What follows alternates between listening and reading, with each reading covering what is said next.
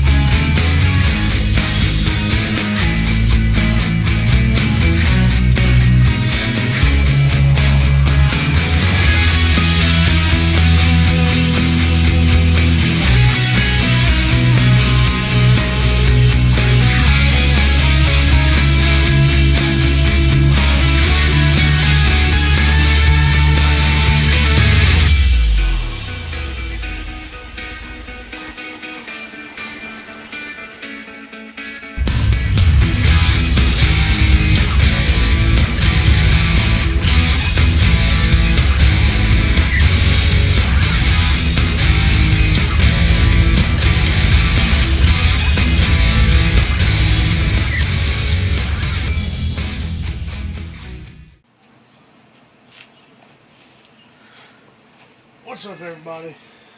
Got one more video I wanted to shoot today about the ranch fairy tuning process. How to start, how to work through it, how to get your arrows where they need to be. I never had to work that hard at it because my arrow weight was already, you know, north of 500, but well, I shouldn't say always. I mean, when I started hunting, probably, what was it? I was 9, I'm 28, so 19 years ago I started hunting with a bow.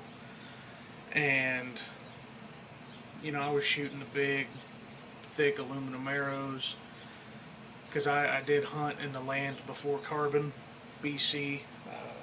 Joke around and say, yeah, I hunted in BC. All my arrows were 100% aluminum and had big 3.5-inch vanes or feathers, and you know, there really wasn't anything on the market that existed like carbon. So that's what we shot. We shot big fat aluminum arrows, and we pulled 65 pounds, and we just dealt with it. That's what we did. Our bow shot it, we tuned it to that, and that was what we had. So what we get into now is we see that I wanted to build a heavier carbon arrow. Well, I didn't really know how to do that. I didn't know if technology existed to pull that off. So I found the channel called The Ranch Fairy, Troy Fowler. He's down in Texas, hunts hogs pretty much year-round on his ranch down there. And one thing I noticed is that he didn't focus on tuning your bow as much as tuning your arrows to the bow. And he started out with a bare shaft, and he started out at 15 yards, you know, just about, and was making sure that his arrows flew straight off his bow with no fletchings. And he had an interesting way that he went about doing this. He basically cut the vanes off his arrow and then started stacking weight in the point of the arrow shaft, and then the insert, and then the point, and just started adding weight from here forward, so that it almost became like the point of the arrow was pulling the arrow through the sky instead of the string pushing the arrow off of the bow. It wasn't dependent so much on the speed of the arrow, but the momentum generated by the bow pushing the arrow off the string. Because once it gets to a certain point, it's transitioning and it hits that midpoint, and then it's the point pulling the arrow off the string instead of just being pushed forward. So what I did is, these are the arrows I actually hunted with last year, and I've since removed the fletchings off of them because I built different arrows. These were 582 grain arrows, I believe. But what I did was kind of interesting, so I want to walk you guys through the process, because I didn't exactly follow the same method that Troy does. I kind of hillbillied it in my own way. The thing you got to realize is that the Ranch Fairy works with serious arrows, and they actually created a Ranch Fairy test kit, meaning they'll send you 2 spines of arrows, and they'll give you full-length arrows and inserts and different point weights, and so that you have a starting point. And you don't fletch either one of them, and you figure out which one you can shoot bare shaft off your bow without it sticking in the target weird. One of my favorite things that Troy says is that you got to get a target that you know will stop the arrow, but will also have the mass to allow you to see how your arrow is impacting the target. So I'm the target, you're where I'm shooting from. If you shoot and your arrow's like this, so you're knock high and you're knock left. If you're like this, you're knock high and knock right. This is just severely knock left and severely knock right, knock low. Now, I did that just so you have kind of a reference of some of the terminology that I'll be saying throughout the video of how I went through this. And with my draw length, I shoot 29-inch draw, and I bought these as just bare shafts. All I wanted to do was take these shafts and measure them out to, 29, 30 inches, and actually I left them a little longer so that my half outsert would clear my rest. Now, I use a QAD HDX that has the windage adjustment and the elevation adjustment.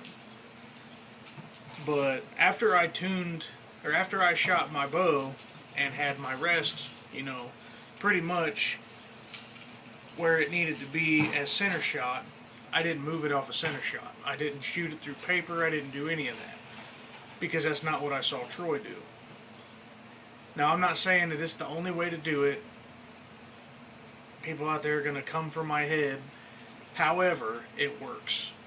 So if you don't have a bow press, you don't have the ability to shoot through paper, you don't have the ability to tinker and tune and meticulously go through this is a way to do that. So what I did is, because I had the Fact Weight System by Gold Tip, and they do screw in to these Aerotech MT300s. All you gotta do is pop the knockout, get your wrench, screw your weight into the back of the insert, and then put your knockback in. And I increased it 20 grains at a time until I got to the point where, I started and everything was knock left. As I started adding point weight, it started slowly working its way around. And then it got real close to where it was straight, and then I would start seeing variations. It would start bouncing back and forth. And I think that's important to remember, that we are not a hooter shooter. We are human. We will have deviations in the way that we hold from shot to shot. Our breath, our fatigue, everything plays into it when you're shooting your bow like this. So once I got it close, I said, well, if it's flying that good bare shafted, then I backed up to 20 yards and shot one arrow just to see what it would do. And when I backed up to 20 yards, it was pretty much straight, maybe just a hair knock left. And I knew right then that this worked. Because everybody says, oh, well, you can tune the bow. And you're right, you can tune the bow. But you can also tune the arrow to the bow. It's the same thing we used to do with the big aluminum arrows. We would mess around with our weight of our draw length and draw weight and get it set where we wanted it, and then we would tinker with the bow. Oh, well, I can't shoot 100 grain thunderheads. I got to shoot 125s or 150s because my arrow flies better when I put that much weight out front. We were already doing this stuff back then. We just didn't know what we were doing because we were just trying to make our arrow fly right, and it was the only option we had. So once you get to the point of your bear shaft flying correctly and sticking in your target and not having any whopper jawed impact or, pointing way one direction or the other, that's your process. But you have to go through the perfect arrow flight. And going through perfect arrow flight, you're knocking out 2 of the penetrating factors with 1 stone. You're moving more weight forward of center, so there's 1. Your arrow weight, your total arrow weight is increasing because you're adding weight up front because you haven't even fletched it yet. You don't have lighted nocks on it yet, but you're getting to the point where your arrow is gaining mass whether you realize it or not. And I think that that's probably one of the more important things that you don't realize is happening, but it is. So if you're shooting 125 grain heads with 100 grain insert, which this comes out to be 125 grain head and 125 grain insert. So I'm shooting 250 grains of this arrow was right here. And the reason that I switched from these to what I have now is because these were insanely heavy without any help. These arrows were thick-walled. They packed a hell of a punch. I mean, it's basically like a piece of rebar. I mean, it won't bend. But I switched to the gold tip airstrikes. One, because they flew faster, they were quieter in the air, and I could manipulate them more than I could these. So after you do the process and figure out the ability to what your weight of your insert and your screw-in weights in the back, that was how I manipulated my insert weight to figure out which would fly bear shaft. Then you get down to fletching them. Now I've covered up with this because this is one that I actually made to hunt with last year, but these have been knock tuned, and I knock tuned them prior to, or I attempted to knock tune them prior to fletching them, and that was a pain because you didn't have an indexing point. All I had was a starting point, and I made a real fine line with a piece or a pencil. Real fine line on the shaft and on the knock itself. And I literally moved it a hair all the way around the shaft until I found the bear shaft flying as straight as it could. And that's where I made my mark on the actual shaft itself. And then I made a mark on the, it's wiped off, but right there and right here I made a mark with a Sharpie where this black indicator vein is on the shaft. So just because you have it flying right, bear shaft, there's always something more you can do to ensure that your arrow is going to leave the bow the same every time. And that for me was knock tuning bear shafted and then fletching it and shooting it to see if the knock tune changed. And lo and behold, it did.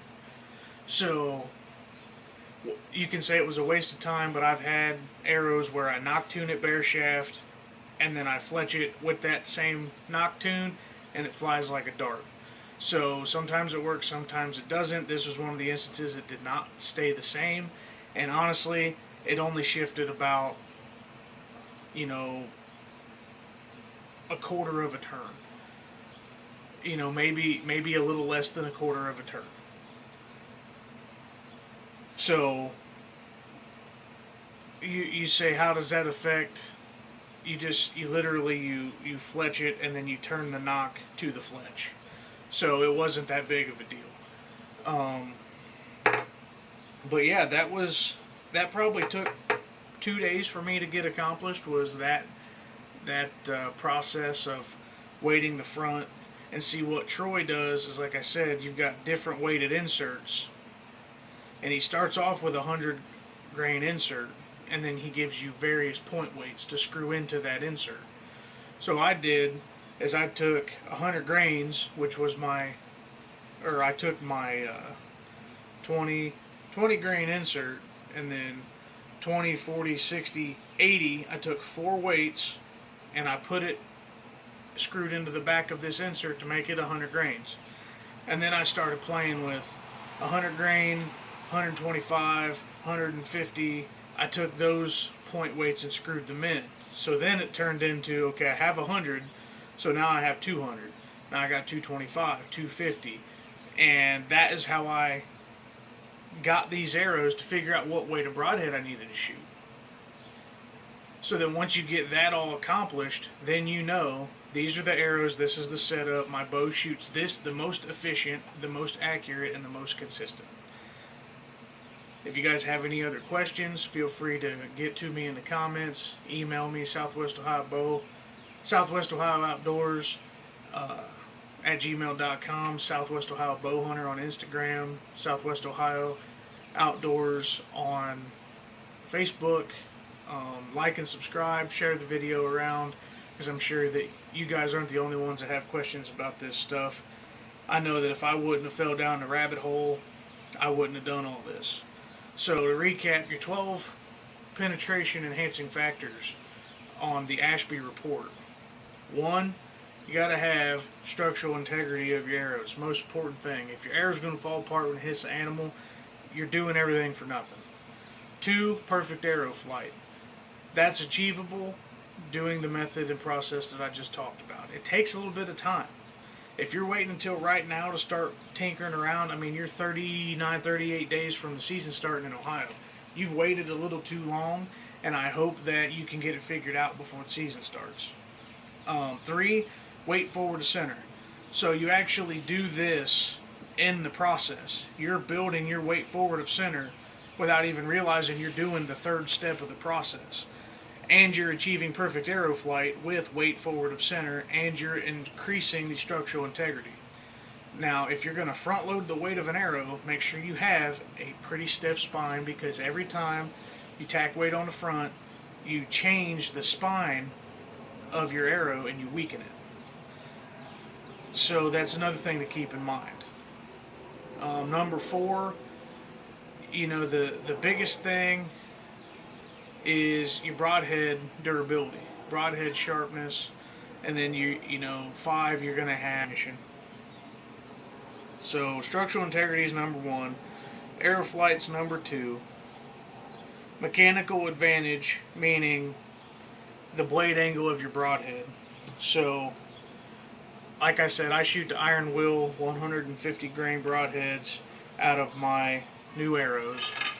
And the mechanical advantage being that it doesn't take a lot of pressure to actually get that broadhead to penetrate.